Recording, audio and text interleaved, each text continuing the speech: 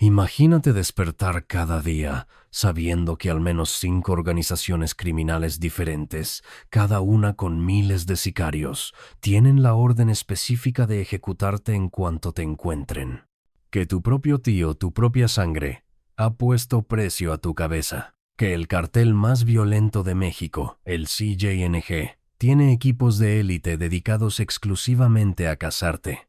Que el gobierno de Estados Unidos ofrece $10 millones por tu captura. Que hasta exsocios de tu padre, gente que conociste desde niño, ahora planean tu muerte. Esa es la realidad de Iván Archibaldo Guzmán Salazar, el hijo mayor de El Chapo, el heredero del trono más peligroso de México. Y hoy vas a descubrir exactamente quiénes son los capos, los carteles y las organizaciones que quieren ver a Iván muerto, por qué lo odian con tanta intensidad y sobre todo, vas a conocer la información que nunca se ha revelado sobre las veces que casi lo matan y cómo ha sobrevivido hasta ahora. Porque te lo digo de una vez, carnal, Iván Archibaldo no es solo el hijo de El Chapo. Es el hombre más buscado, más odiado y más amenazado en el mundo del narcotráfico mexicano. Y las razones van a dejarte helado. Bienvenidos a Crímenes de Poder MX. Para entender por qué tantos capos poderosos quieren ver muerto a Iván Archibaldo, primero tenemos que conocer quién es este hombre realmente, porque Iván no es simplemente el hijo de El Chapo. Es mucho más complejo, más peligroso y más controversial que eso. Iván Archibaldo Guzmán Salazar nació el 15 de abril de 1983 en Jesús María, Sinaloa. Es el hijo mayor de Joaquín El Chapo Guzmán y Alejandrina María Salazar Hernández, la primera esposa del Chapo. Creció en un mundo donde el narcotráfico no era tabú sino tradición familiar, donde los millones de dólares fluían constantemente y donde la violencia era simplemente parte de la vida cotidiana. Desde niño, Iván fue preparado para heredar el imperio de su padre. No tuvo infancia normal. No jugaba fútbol con los vecinos del barrio. No iba a fiestas de cumpleaños típicas. Su infancia fue en ranchos fortificados, rodeado de guardaespaldas, aprendiendo el negocio familiar desde que tenía uso de razón. Para cuando Iván tenía 15 años, ya entendía cómo funcionaba el tráfico de drogas mejor que muchos narcotraficantes veteranos. Su padre, el Chapo, lo llevaba a reuniones, le enseñaba sobre rutas, sobre logística, sobre cómo mover toneladas sin ser detectado. Era educación práctica en el crimen organizado a nivel maestría. Pero la vida de Iván cambió dramáticamente el 15 de febrero de 2005, cuando tenía apenas 21 años. Esa noche, Iván estaba cenando en un restaurante de lujo en Zapopan, Jalisco, con su hermano menor Jesús Alfredo, el Alfredillo y otros amigos. Era una noche normal para ellos, disfrutando su riqueza, sintiéndose invencibles. De repente, un comando armado irrumpió en el restaurante. No eran federales, no era el ejército. Eran sicarios del cartel de los Beltrán Leiva, específicamente de Arturo Beltrán Leiva, el Barbas. Los secuestraron a todos, a Iván, a Alfredillo y a varios de sus acompañantes. Fue una operación quirúrgica, rápida, violenta y efectiva. Los Beltrán Leiva en ese momento todavía eran aliados del cartel de Sinaloa, todavía eran socios de El Chapo, pero había tensiones, desacuerdos sobre territorio y sobre dinero, y Arturo decidió enviar un mensaje brutal: secuestrar a los hijos de El Chapo para demostrar que podía tocarlo donde más le dolía. Durante varios días, Iván y Alfredillo estuvieron en manos de los Beltrán Leiva. No se sabe exactamente qué les hicieron durante ese tiempo, pero testimonios posteriores sugieren que fueron torturados psicológicamente, amenazados constantemente con ejecución, mantenidos en condiciones brutales. El Chapo estaba desesperado. Movilizó todo su poder para rescatar a sus hijos. Hubo negociaciones tensas con Arturo Beltrán Leiva. Se rumora que el Chapo tuvo que pagar un rescate masivo, posiblemente más de $50 millones. Otros dicen que tuvo que ceder territorio. La verdad exacta nunca se ha confirmado. Lo que sí sabemos es que después de casi una semana, Iván y Alfredillo fueron liberados, pero ese secuestro dejó marcas profundas en Iván. Aprendió que incluso siendo hijo del capo más poderoso de México, no era intocable.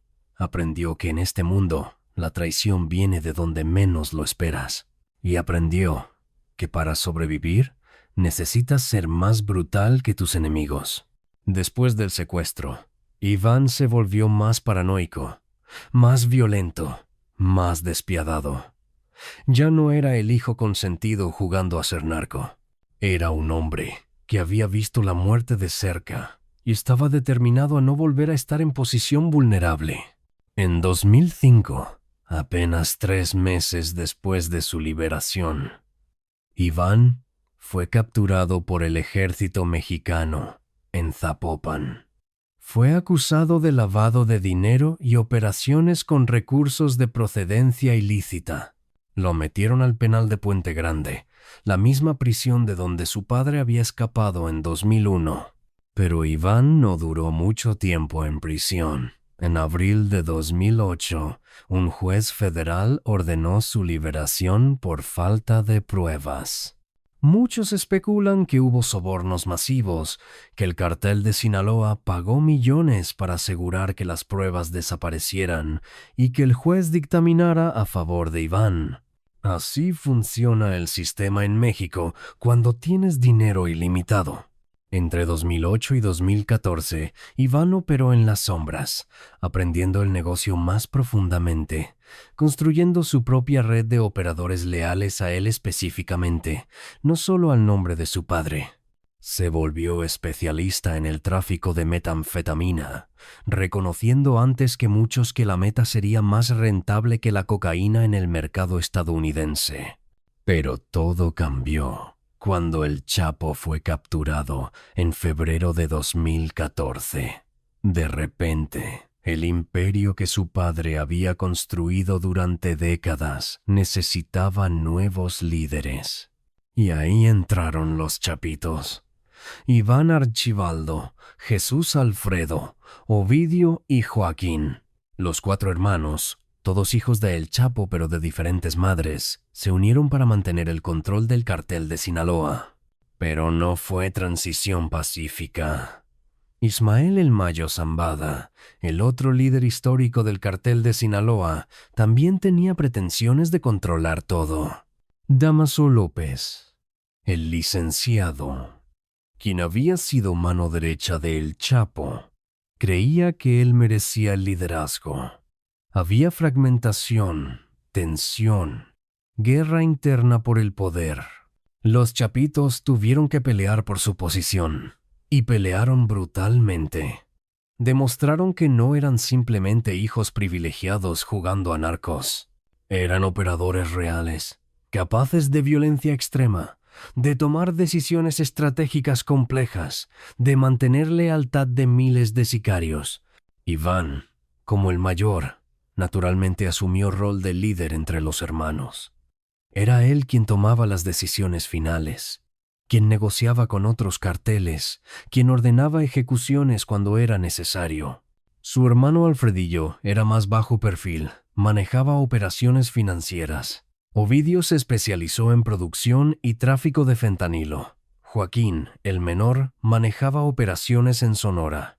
Pero fue Iván quien se volvió la cara visible de los chapitos. Y eso lo convirtió en objetivo principal de todos los enemigos del cartel. Ahora hablemos del primer gran enemigo de Iván Archibaldo, y probablemente el más peligroso, Nemesio Oseguera Cervantes, mejor conocido como El Mencho, líder absoluto del cartel Jalisco Nueva Generación. El odio entre Iván Archibaldo y El Mencho no es solo rivalidad de negocios, es personal, visceral y absolutamente letal. El Mencho construyó el CJNG desde cero, En los años 2010, partiendo de ser escolta de otro capo, hasta convertirse en el líder del cartel más violento y expansivo de México. El CJNG se caracteriza por su brutalidad extrema. Decapitaciones masivas, videos de ejecuciones, ataques directos contra militares, uso de drones con explosivos, vehículos monstruo blindados. Son narcoterrorismo en su forma más pura. El conflicto entre el cartel de Sinaloa y el CJNG empezó alrededor de 2017 hasta 2018, cuando el Mencho decidió expandirse agresivamente a territorios tradicionales de Sinaloa. Quería Tijuana, Baja California, partes de Sonora, incluso intentó entrar a Sinaloa mismo. Los chapitos respondieron con violencia igual.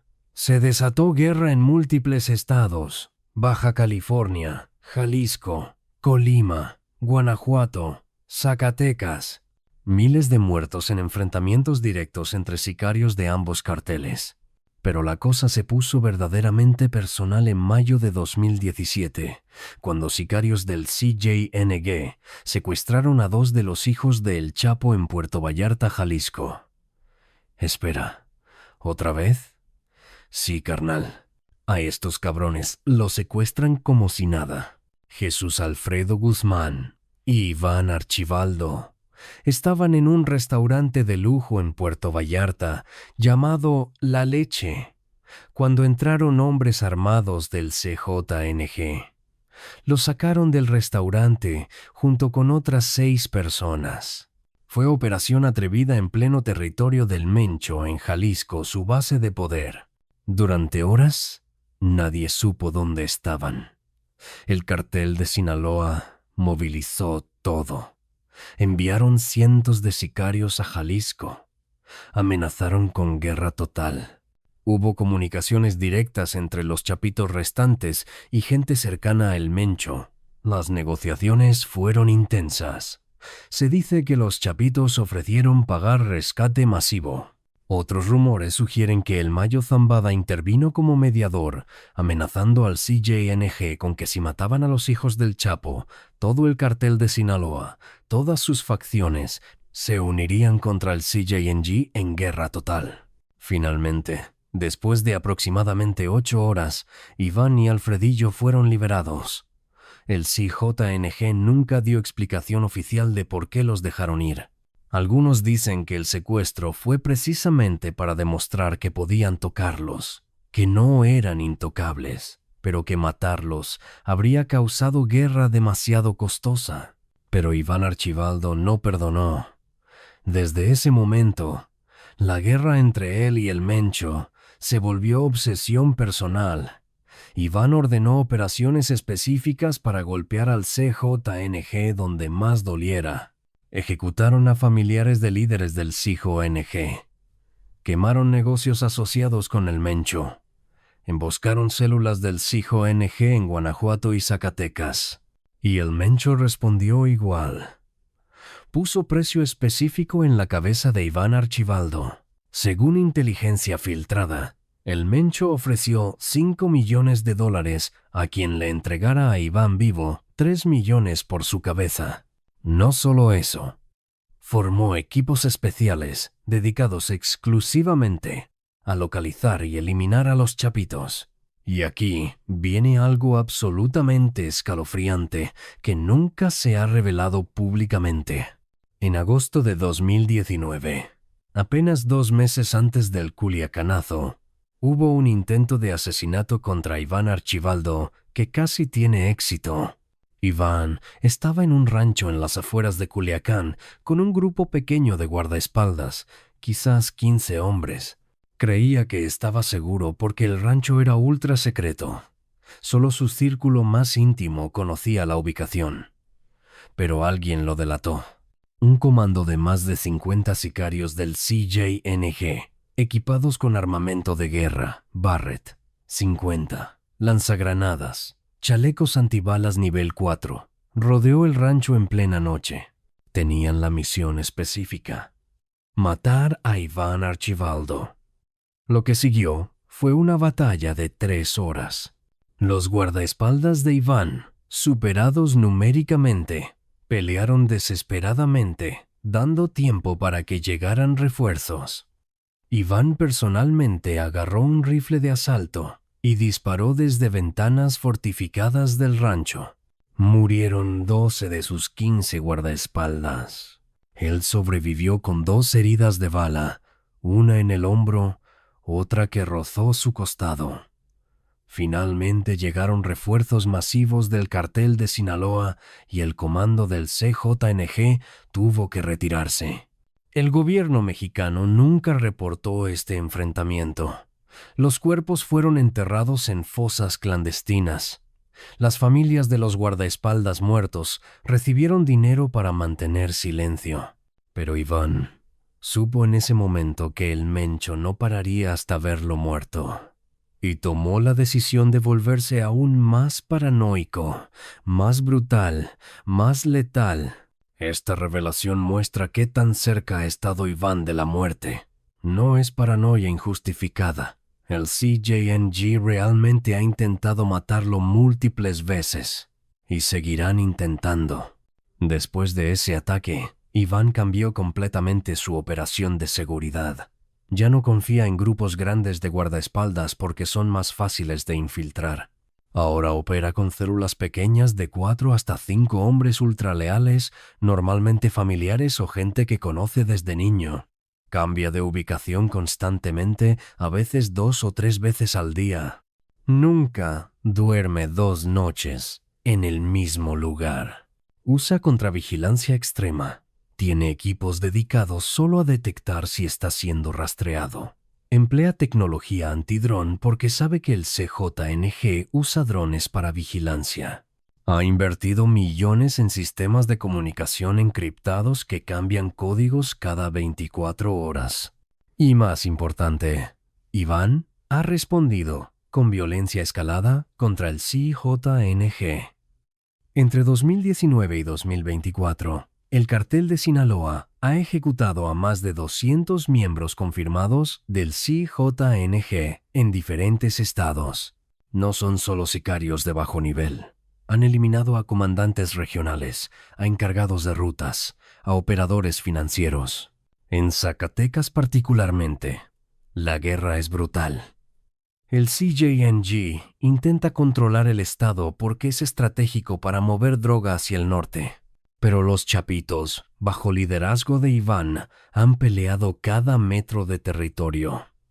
Zacatecas tiene las tasas de homicidio más altas del país precisamente por esta guerra. El Mencho, por su parte, no ha bajado la intensidad.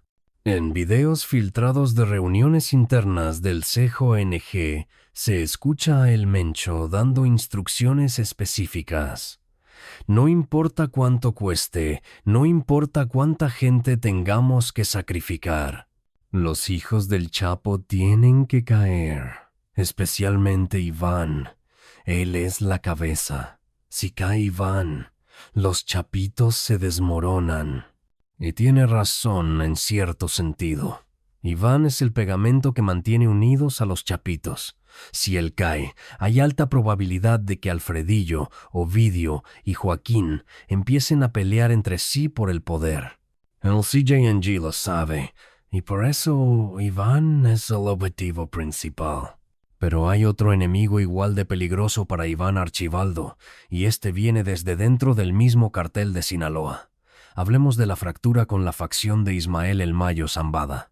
El Mayo Zambada es leyenda viviente del narcotráfico mexicano. Tiene más de 75 años y nunca ha sido capturado. Ha operado desde los años 70, sobreviviendo a generaciones de capos. Es considerado por muchos como el verdadero cerebro estratégico del cartel de Sinaloa, mientras el Chapo era la cara pública. Cuando el Chapo fue extraditado a Estados Unidos en 2017, se esperaba que el Mayo tomara control total del cartel. Y técnicamente así fue. Pero los chapitos no aceptaron ser subordinados. Querían autonomía, querían tomar sus propias decisiones, querían la parte del león de las ganancias. Inicialmente hubo acuerdo incómodo. El Mayo controlaba ciertas plazas y rutas. Los chapitos controlaban otras. Compartían algunas operaciones, pero las tensiones eran obvias. El problema principal era filosófico. El Mayo representa la vieja escuela del narco. Bajo perfil, evitar violencia innecesaria, sobornar en lugar de matar, mantener las cosas tranquilas para que el negocio fluya. Es maestro de la discreción. Los chapitos, especialmente Iván, representan nueva generación. Ostentosos en redes sociales, aunque usan cuentas falsas, dispuestos a usar violencia extrema, menos interesados en pagar sobornos y más en intimidar. Fans del fentanilo que el Mayo ve como demasiado riesgoso porque atrae atención de Estados Unidos.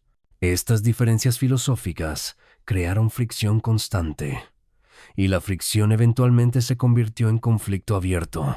El punto de quiebre llegó en julio de 2024 con un evento absolutamente impactante: la captura de Ismael El Mayo Zambada en Estados Unidos.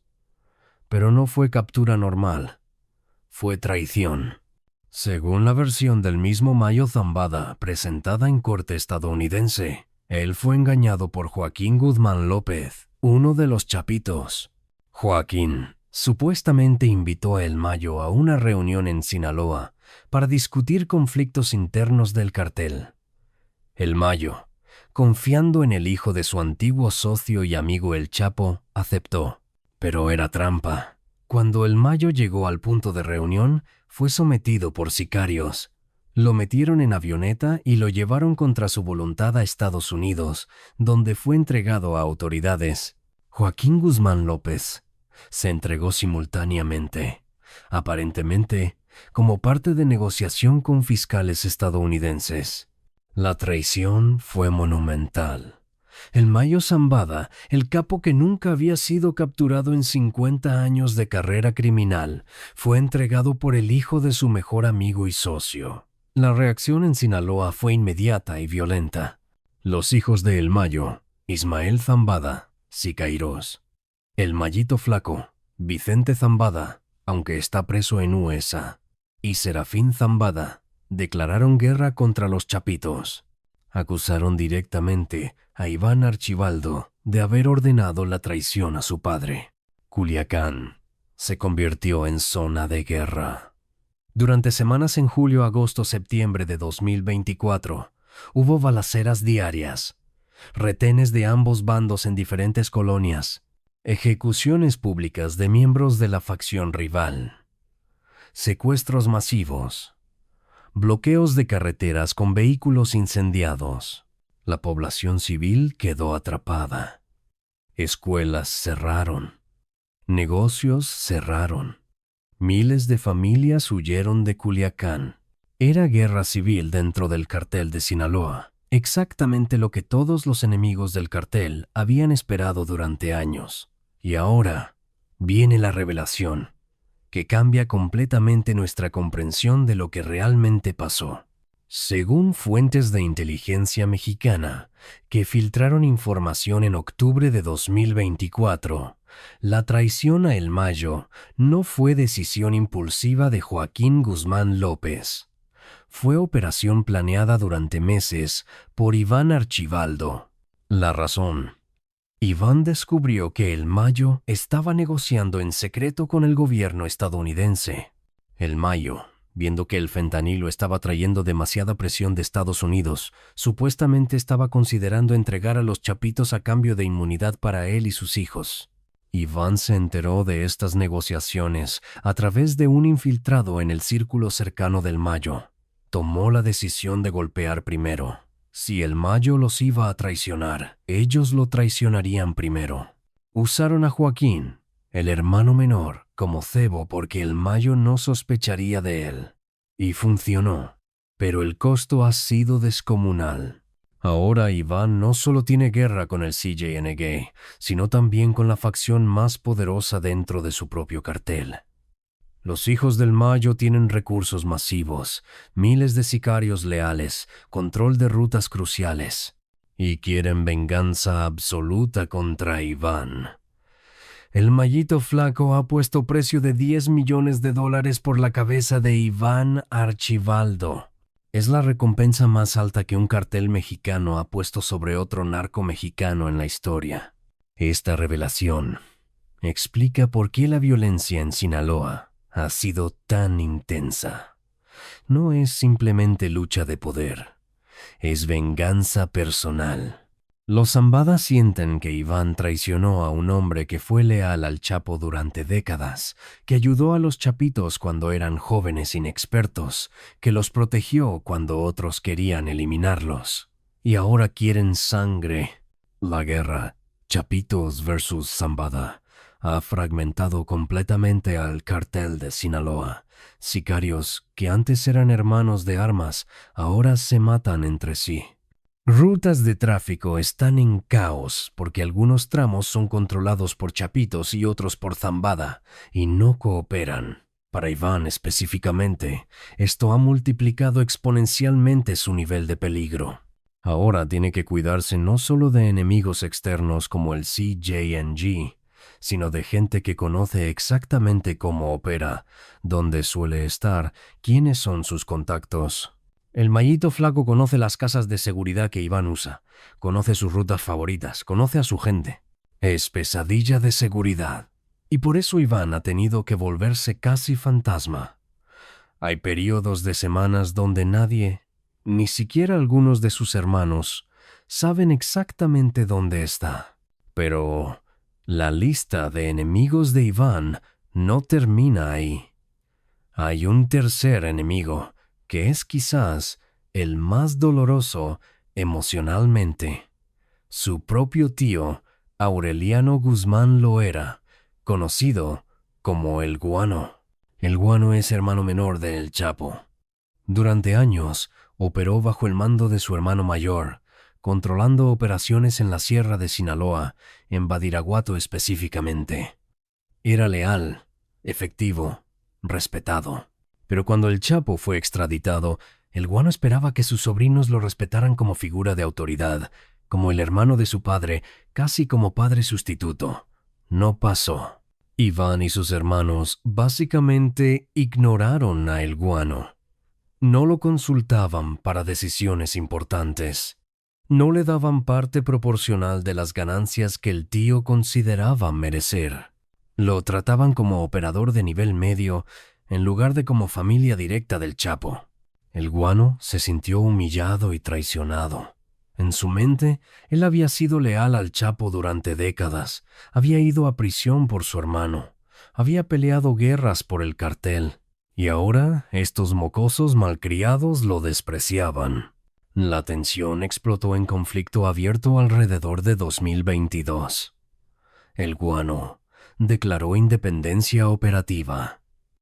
Tomó control total de Badiraguato y zonas serranas, territorio ancestral de los Guzmán. Anunció que ya no respondía a los chapitos. Iván respondió enviando sicarios a desafiar el control de El Guano. Hubo enfrentamientos en la sierra. El Guano, que conoce ese territorio como la palma de su mano, emboscó a los sicarios de Iván. Mató a docenas. Desde entonces, hay guerra abierta entre tío y sobrinos. El Guano ha jurado públicamente, en audio filtrado a medios, que Iván y sus hermanos traicionaron la sangre Guzmán y que van a pagar por faltarle el respeto a la familia. Para Iván, esto es particularmente complicado porque el Guano tiene legitimidad. Es hermano del Chapo. Hay muchos narcotraficantes viejos en Sinaloa que respetan más a El Guano que a los chapitos porque lo ven como continuación auténtica del legado del Chapo, mientras que ven a los chapitos como niños ricos malcriados que no han ganado realmente su posición. Esta división familiar ha causado que algunos operadores del cartel tengan que elegir. ¿Siguen a los hijos del Chapo o al hermano del Chapo? Algunos han elegido a El Guano, fragmentando aún más el poder de Iván. Y El Guano, aunque no tiene los recursos masivos que tienen los chapitos, tiene ventajas significativas. Conoce todos los secretos familiares. Sabe dónde están enterrados los cuerpos literalmente. Sabe que funcionarios de gobierno son sobornados por la familia. tiene relaciones con narcotraficantes de vieja guardia que podrían nunca aceptar órdenes de Iván, pero que respetan a El Guano. Es enemigo particularmente peligroso porque puede causar daño que va más allá de violencia directa. Puede filtrar información a autoridades. Puede convencer a otros carteles de que Iván es débil. Puede causar que operadores clave del cartel de Sinaloa deserten. Ahora hablemos del cuarto gran enemigo de Iván, aunque este es más categoría que persona específica. El gobierno de México, y especialmente el gobierno de Estados Unidos.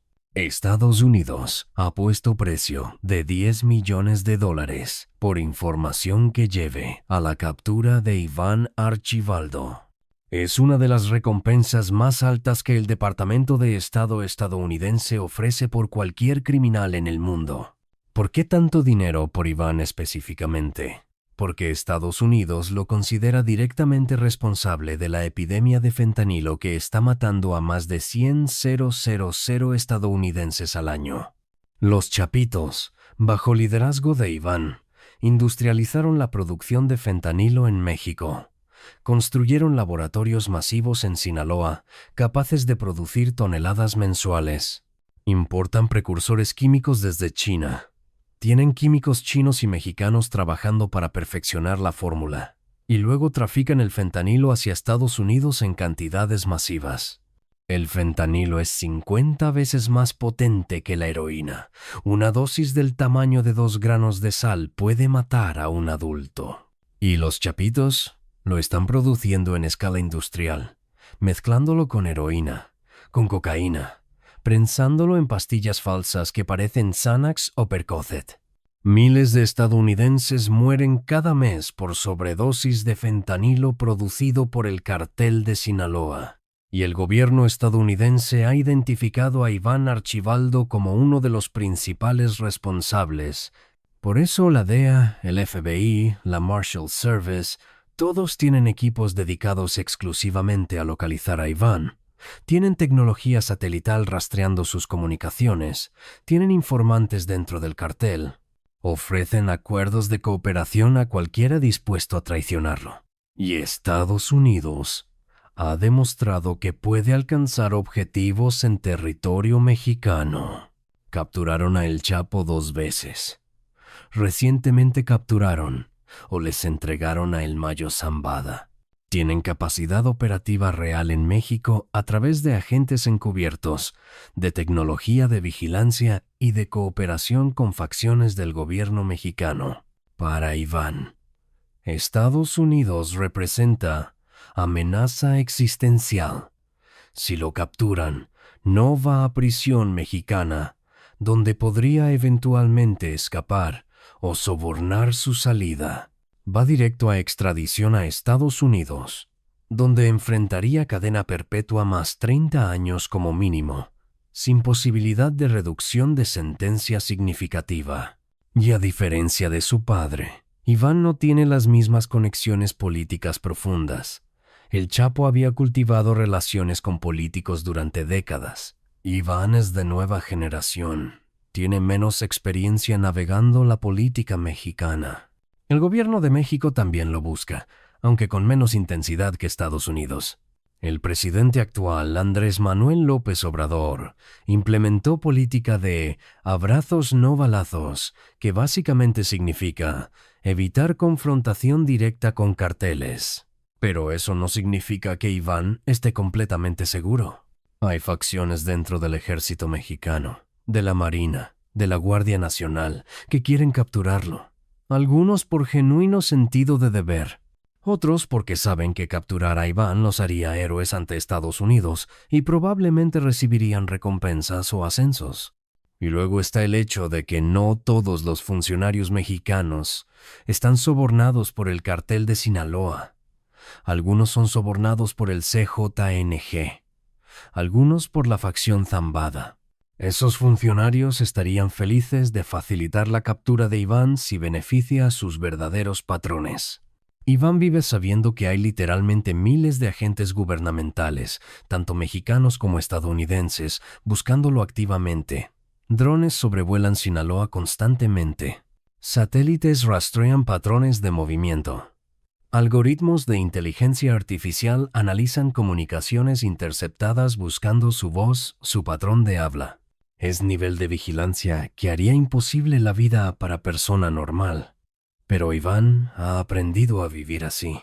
Cambia teléfonos diariamente, usa códigos complejos, nunca habla directamente sobre operaciones criminales en comunicaciones electrónicas. Usa mensajeros humanos para información crítica. Pero incluso con todas estas precauciones, Estados Unidos casi lo captura en 2019 durante el Culiacanazo. El 17 de octubre de 2019, el ejército mexicano lanzó operativo para capturar a Ovidio Guzmán, hermano menor de Iván, en Culiacán. Era operación coordinada con inteligencia estadounidense. La idea era capturar a Ovidio, extraditarlo rápido a Estados Unidos antes de que el cartel pudiera reaccionar. Pero los chapitos reaccionaron. Iván, enterándose de que habían capturado a su hermano, tomó decisión audaz y absolutamente loca: declarar guerra contra el Estado mexicano en plena ciudad. Ordenó a cientos de sicarios del cartel de Sinaloa atacar Culiacán simultáneamente. Bloquearon calles con vehículos incendiados, atacaron cuarteles militares, tomaron rehenes, incluyendo familiares de soldados. Dispararon lanzacohetes contra edificios gubernamentales. Fue terrorismo urbano en escala nunca vista en México. La ciudad quedó paralizada. Civiles atrapados en balaceras. Niños escondidos debajo de escritorios en escuelas mientras balas volaban afuera. Hospitales recibiendo decenas de heridos. El ejército mexicano, superado y sin órdenes claras de cómo responder ante esta escalada, básicamente se rindió. El gobierno ordenó liberar a Ovidio para evitar más violencia. Los chapitos ganaron. Fue humillación masiva para el gobierno mexicano. Pero demostró el poder real que tiene Iván Archibaldo. Demostró que puede movilizar ejército de sicarios en horas, que puede paralizar ciudad completa, que puede forzar al gobierno a negociar en sus términos. Pero esa victoria tuvo costo. Estados Unidos se enfureció. Aumentaron presión sobre México, aumentaron recursos dedicados a capturar a los chapitos. Y específicamente, pusieron a Iván en la mira como el cerebro detrás del Culiacanazo. Desde entonces, la presión gubernamental sobre Iván se ha intensificado constantemente. Hay operativos constantes en Sinaloa, redadas frecuentes, capturas de operadores de nivel medio, todo diseñado para aislar a Iván, para quitarle sus capas de protección, para eventualmente acorralarlo. Y Iván sabe que eventualmente, estadísticamente, es probable que sea capturado. Su padre fue capturado, el Mayo fue capturado, Arturo Beltrán Leiva fue abatido, Vicente Carrillo Fuentes fue capturado. No hay capo que haya operado indefinidamente sin ser capturado o muerto. La pregunta no es si Iván será capturado, es cuándo. Ahora hablemos de enemigos menores, pero todavía peligrosos. Hay docenas de grupos criminales más pequeños que odian a Iván por diferentes razones. El cartel de Tijuana, o lo que queda de él, tiene conflicto con los chapitos por control de la frontera. Los hermanos Cabrera del cartel de Nueva Plaza en Jalisco están aliados con el CJNG contra Sinaloa. Los Zetas Vieja Escuela tienen resentimiento histórico. Luego están grupos locales en estados donde los chapitos intentan operar. Cada plaza tiene su propio cartel o grupo criminal establecido que no quiere ceder territorio. Algunos de estos grupos son pequeños, quizás solo 50 hasta 100 sicarios, pero en sus territorios son peligrosos.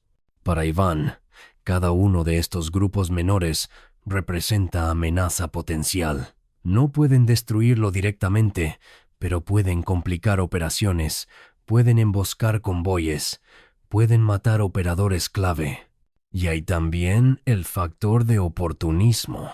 con precio de $10 millones sobre su cabeza del gobierno estadounidense, más los 5 hasta 10 millones que ofrecen sus enemigos en el narco. Hay incentivo masivo para traicionarlo. Cualquier sicario de bajo nivel que pueda filtrar su ubicación podría volverse multimillonario. Iván sabe esto. Por eso solo confía en familia inmediata y en gente que conoce desde niño. Incluso así, ha tenido traiciones. En 2021, uno de sus guardaespaldas intentó envenenar su comida a cambio de pago del CJNG. El guardaespaldas fue descubierto y ejecutado brutalmente como advertencia a otros. Y ahora, la revelación final que muestra cuán desesperada es realmente la situación de Iván Archibaldo. En diciembre de 2023, hubo reunión secreta entre representantes de todos los enemigos principales de Iván, el CJNG, la facción Zambada, el Guano y 2 carteles menores. La reunión fue en territorio neutral en Durango. El propósito: discutir alianza temporal con UN Objetivo: eliminar a Iván Archibaldo. La lógica era simple. Todos lo odian, todos se beneficiarían de su muerte, y mientras siga vivo, es amenaza para todos. Discutieron coordinar ataques simultáneos en múltiples ubicaciones donde Iván podría estar. Discutieron compartir inteligencia sobre sus movimientos. Discutieron dividir su territorio después de eliminarlo. Según inteligencia militar que filtró, la reunión casi llega a acuerdo, pero eventualmente colapsó porque no podían acordar quién se quedaría con qué después. El CJNG quería Culiacán. Los Zambada dijeron que Culiacán era suyo por derecho. Nadie confiaba en nadie lo suficiente para cooperación real. Pero el simple hecho de que esta reunión ocurriera muestra algo aterrador. Iván Archibaldo es tan odiado, tan amenazante, que sus peores enemigos estuvieron dispuestos a considerar aliarse temporalmente para matarlo. Es nivel de odio que muy pocos criminales en la historia han generado. Y significa que Iván está literalmente rodeado de enemigos que quieren verlo muerto. Esta revelación muestra que la situación de Iván no es sostenible a largo plazo. Puede evadirlos por meses, quizás años. Pero eventualmente, con tantos enemigos coordinando contra él, con tantos recursos dedicados a cazarlo, las probabilidades están en su contra. Entonces, ¿por qué tantos lo quieren muerto específicamente? Hay varios factores. Primero, Iván es visto como más peligroso que sus hermanos. Es el estratega, el líder, el que toma decisiones finales. Eliminar a Iván descabezaría a los Chapitos, de manera que eliminar a Ovidio o Alfredillo no lo haría. Segundo, Iván es visto como particularmente traicionero. La entrega de El Mayo confirmó para muchos que Iván no respeta códigos tradicionales del narco. Si traicionó al socio de su padre, ¿a quién no traicionaría? Tercero, Iván representa nueva generación que muchos narcotraficantes de vieja escuela desprecian. Es ostentoso, violento sin necesidad estratégica, involucrado en fentanilo que atrae calor gubernamental masivo. Lo ven como destruyendo el negocio con su falta de discreción. Cuarto, hay simple envidia. Iván heredó imperio masivo simplemente por ser hijo de El Chapo. No ganó su posición en sentido tradicional. Y eso genera resentimiento en criminales que sí tuvieron que construir desde cero. Y quinto, hay factor venganza. Las guerras que Iván ha peleado han matado a familiares de mucha gente. Cada sicario ejecutado, cada comandante asesinado, cada familiar secuestrado, genera otro enemigo con motivación personal de venganza. Pero antes de terminar, tenemos que hablar de algo que muy pocos entienden. ¿Cómo es realmente el día a día de Iván Archibaldo? Porque la gente ve los corridos, ve las fotos filtradas de lujo y piensa que vive como rey. La realidad es completamente diferente. Imagínate despertar cada mañana sin saber si será tu último día vivo.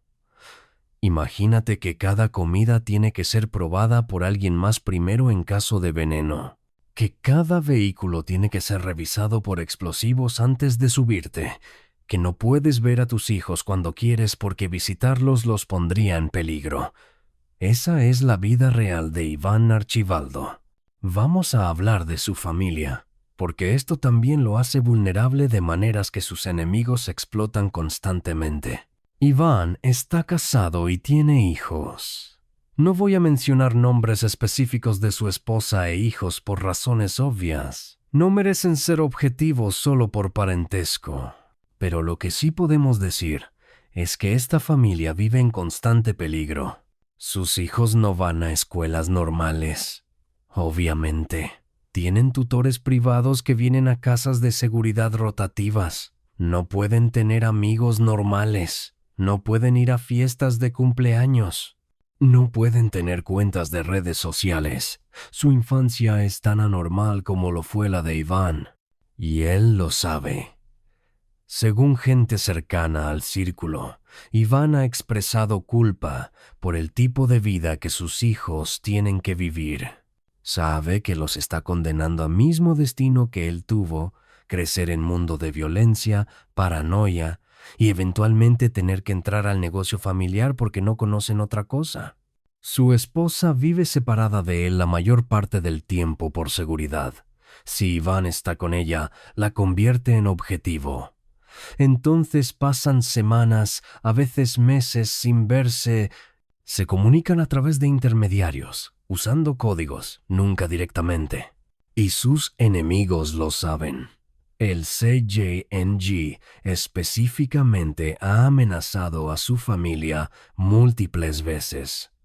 En 2020, sicarios del CJNG dejaron narcomantas en Culiacán con amenazas específicas contra la esposa e hijos de Iván. El mensaje era claro: si no podemos tocarte a ti, tocaremos a lo que más amas. Iván respondió, aumentando seguridad de su familia exponencialmente. Ahora, su esposa e hijos tienen sus propios equipos de guardaespaldas, cambian de ubicación constantemente, viven en paranoia igual que él. Es existencia miserable para todos involucrados. Hay también el tema de sus hermanos. Los chapitos se presentan como unidos, como hermanos que se cuidan mutuamente, y hasta cierto punto es verdad. Pero también hay tensiones enormes. Jesús Alfredillo, el segundo hermano, a veces resiente el liderazgo de Iván. Alfredillo es solo 2 años menor, pero siempre ha estado en sombra de Iván.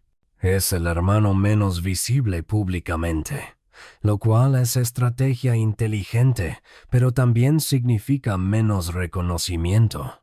Ovidio, por su parte, ha generado problemas masivos para la organización.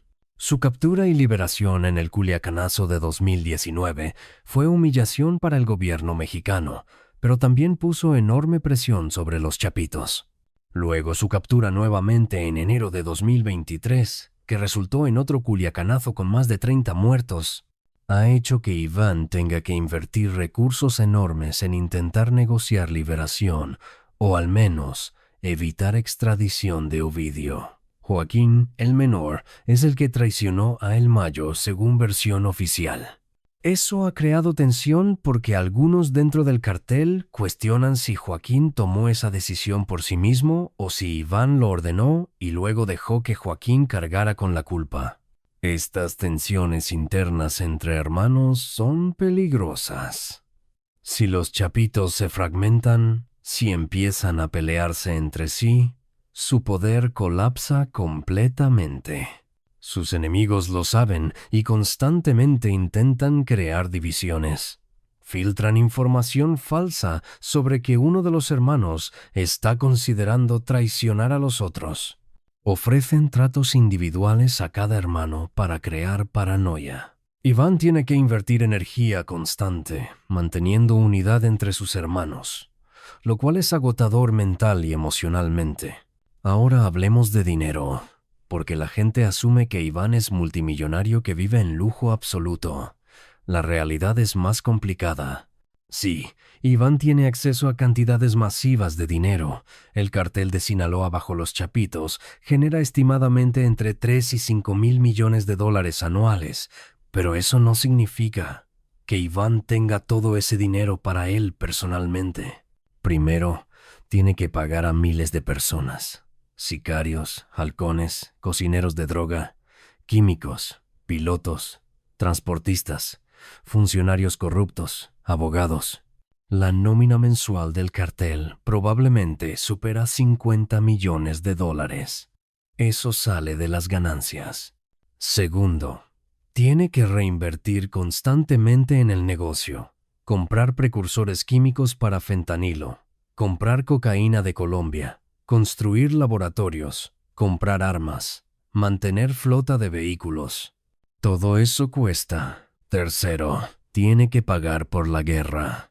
Cada enfrentamiento con el CJNG cuesta millones. Sicarios muertos que hay que reemplazar, vehículos destruidos, armas perdidas, sobornos adicionales para evitar que gobierno intervenga. Las guerras de Iván están costando al cartel cientos de millones anualmente. Y cuarto, Iván no puede disfrutar su dinero abiertamente. No puede comprar mansión en Miami. No puede tener yate en Mónaco. No puede coleccionar autos de lujo porque sería demasiado visible. El dinero que tiene está mayormente escondido, lavado a través de negocios fachada, o enterrado literalmente. Entonces sí, es rico en papel, pero su calidad de vida es peor que la de muchos millonarios legítimos. Vive en casas de seguridad espartanas que cambia constantemente. Come comida básica porque cualquier cosa elaborada tiene que ser preparada por chefs de confianza absoluta. No puede viajar, no puede disfrutar su riqueza de manera que mayoría de gente rica lo hace. Es irónico. Tiene recursos para vivir como rey, pero vive como prisionero. Hay también aspecto de salud que está afectando a Iván. Vivir bajo estrés constante, con paranoia extrema, durmiendo poco, comiendo mal, no puede ser bueno para su salud física o mental. Hay reportes no confirmados de que Iván ha desarrollado problemas cardíacos debido al estrés, que toma medicamentos para ansiedad, que ha tenido ataques de pánico pensando que está siendo rastreado o que alguien en su círculo lo va a traicionar. El uso de drogas también es factor. Muchos narcotraficantes usan sus propios productos. Iván, según testimonios de exmiembros del cartel, consume cocaína y metanfetamina ocasionalmente. No es adicto en sentido clásico, pero usa estimulantes para mantenerse alerta durante días cuando siente que el peligro es inminente. Este abuso de estimulantes, combinado con falta de sueño y estrés extremo, está deteriorando su salud. A sus 41 años, probablemente tiene salud de hombre de 60. Su cuerpo está pagando precio de su estilo de vida y no tiene acceso a atención médica de calidad. No puede ir a hospital normal porque sería reconocido y capturado. Tiene que depender de médicos privados que están dispuestos a tratarlo clandestinamente, y la calidad de esos médicos varía enormemente.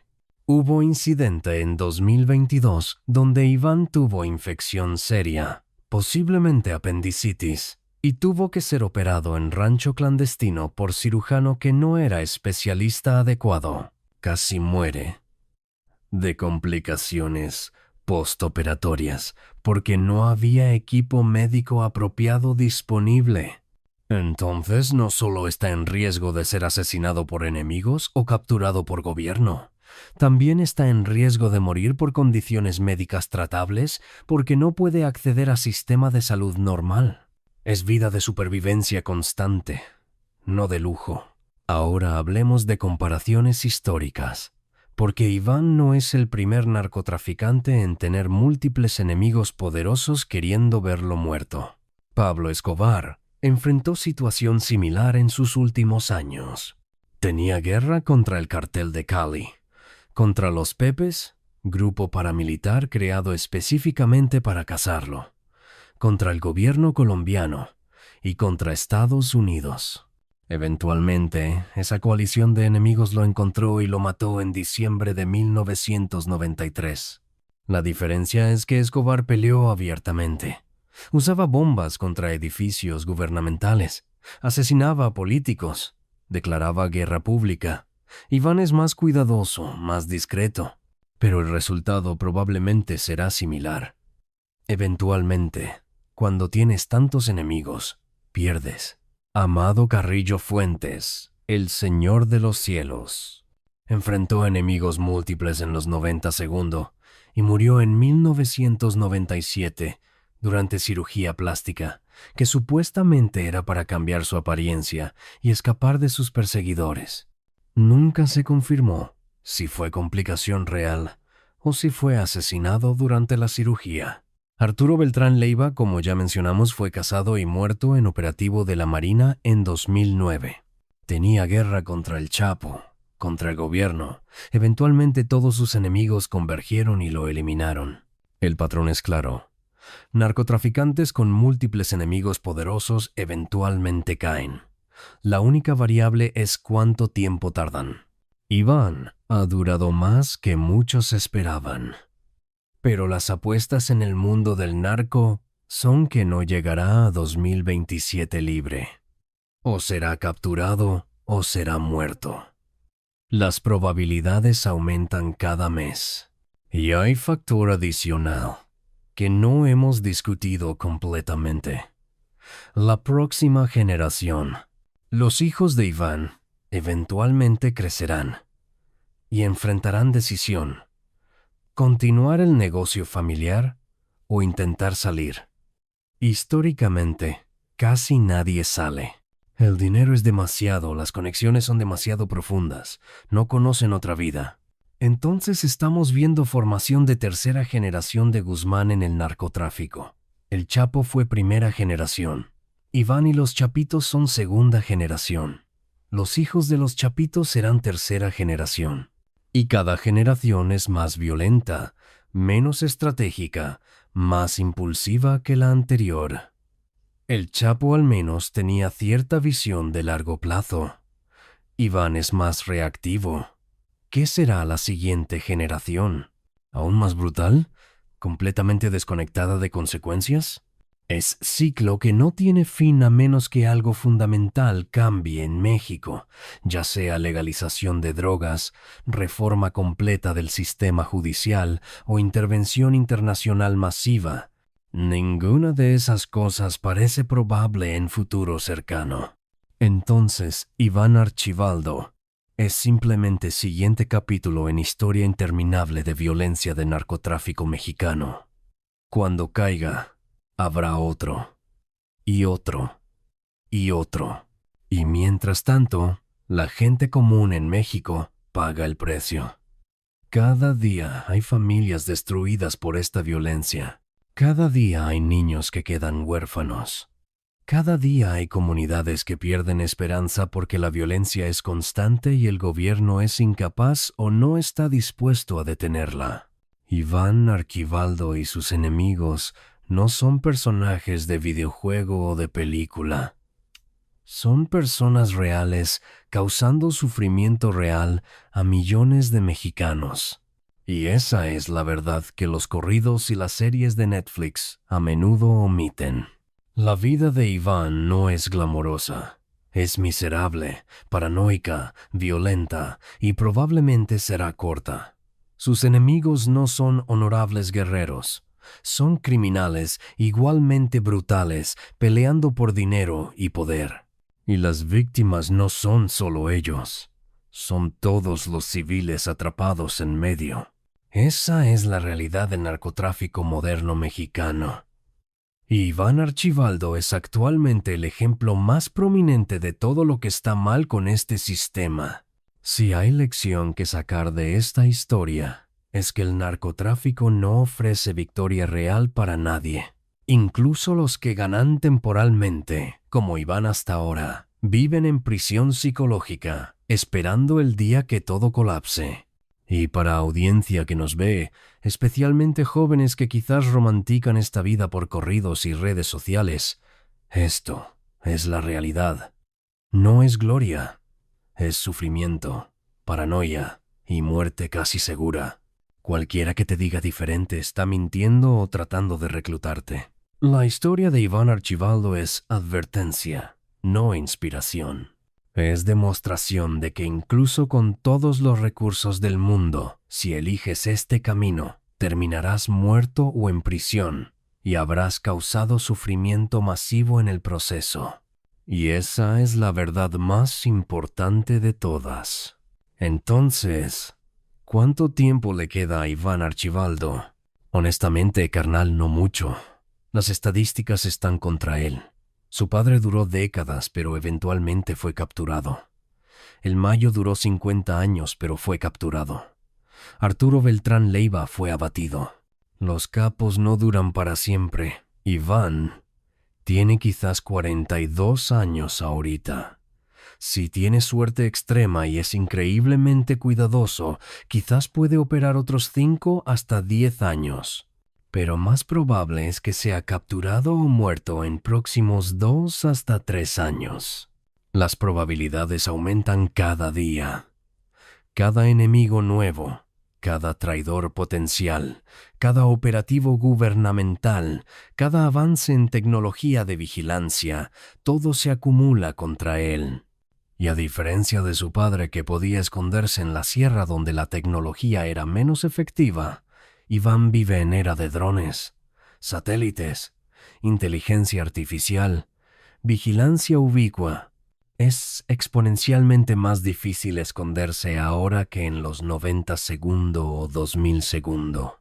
Hay también factor de su propia personalidad trabajando contra él.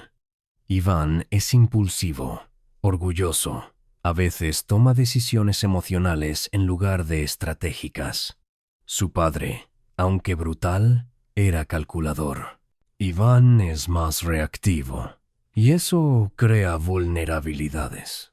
Cada vez que responde a provocación con violencia excesiva, atrae más atención. Cada vez que hace movimiento ostentoso, da pistas sobre su ubicación.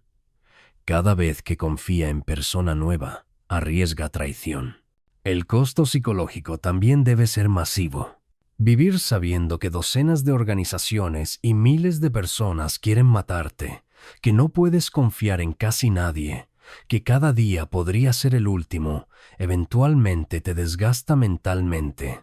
Hay reportes de que Iván ha desarrollado paranoia severa, que a veces no duerme por días porque teme ser atacado mientras duerme, que ha considerado retirarse, pero sabe que sus enemigos nunca lo dejarían vivir en paz, incluso si dejara el negocio. Está atrapado en vida que él mismo creó pero de la que no puede escapar. Es prisionero de su propio poder, su propia fama, su propio apellido. Y el legado que está construyendo es de destrucción.